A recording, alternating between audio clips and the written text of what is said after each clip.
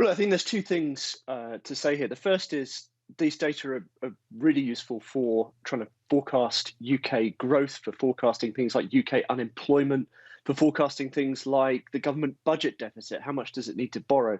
How big is the job retention scheme going to be? We know there's 7 million people now furloughed on there. How much is it going to continue? Because what really matters for these things is how much UK GDP, how much consumer spending, how much business investment changes.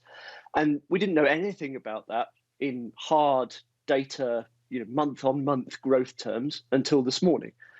This is the first estimate of it. It will be revised, but it gives us something to work with. As you say, we know this is for a month where there's only a partial lockdown for that month, and we can start crunching the data to try and figure out what this means for April when we had a full lockdown.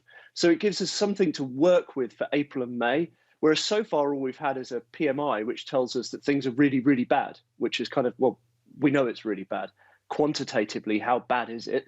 This gives us something to work with. So it's really important. But of course, is it going to make any difference to the monetary policy response if GDP is down 5 or 7? Yeah, no. Is it going to make any difference to the way the Bank of England should be thinking about this if GDP had fallen 10 in March rather than 6? No. The point is that GDP is falling far. It's falling fast.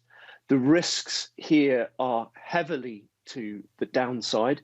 The Bank of England is, at the moment in its scenario, assuming quite a rapid bounce back in GDP and quite minimal long-term losses relative to the size of this fall in the near term.